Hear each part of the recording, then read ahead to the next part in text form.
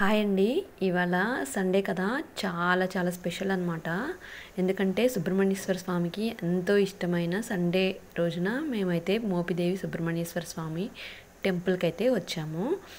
చాలా చాలా బాగా జరిగింది దర్శనం అయితే. ఈ టెంపుల్ రూట్ మ్యాప్ చూస్తే 60 కిలోమీటర్స్ అలా చూపిస్తుంది గుడివాడ నుండి మోపిదేవికి గూగుల్లో అయితే. కానీ ఎగ్జాక్ట్గా చూపించట్లేదు, రూట్ కూడా ఎగ్జాక్ట్గా చూపించట్లేదు. కానీ ఆర్టీసీ బస్సులో వెళ్తే మాత్రం ఎగ్జాక్ట్గా గుడి ముందే ఆపుతుంది. 1.5 hour కరెక్ట్గా పట్టిందనమాట. మార్నింగ్ ఫస్ట్ బస్సు 6 o'clock ఉంది.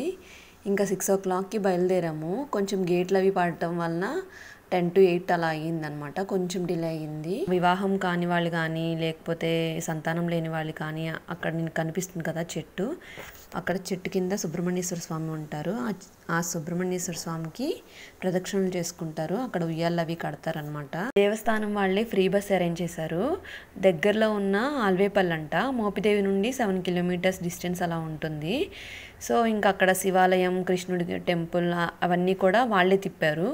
ఇంకా అక్కడ అన్నదాన కార్యక్రమాలు కూడా జరిగినాయి. వాళ్ళు తీసుకెళ్లిన శివాలయం అయితే స్వయంభూ క్షేత్రం అంట. ఈ క్షేత్రాన్ని చిన్న కాశీ అని కూడా పిలుస్తారంట.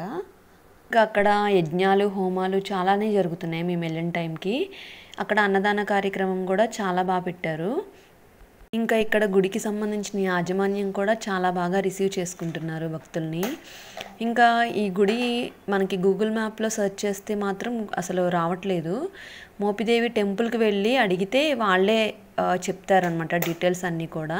దేవాలయ దర్శనాలన్నీ అయిపోయిన తర్వాత యాజమాన్యం వాళ్ళే మళ్ళీ వచ్చిన బస్సులోని మళ్ళీ మనల్ని రిటర్న్ తీసుకెళ్ళి డ్రాప్ చేస్తారు. ఎక్కడైతే పికప్ చేసుకున్నారో అదే పాయింట్లో మళ్ళీ డ్రాప్ చేసేస్తారు. బస్సులో ఎక్కిన వాళ్ళందరూ డిఫరెంట్ ప్లేసెస్ నుండి వచ్చారు. ఎవరో ఏంటో తెలియదు, కానీ అందరం ఒక ఫ్రెండ్స్ లాగా కలిసిపోయి చక్కగా ఒక తీర్థయాత్రలకి వెళ్ళినట్టుగా అనిపించింది.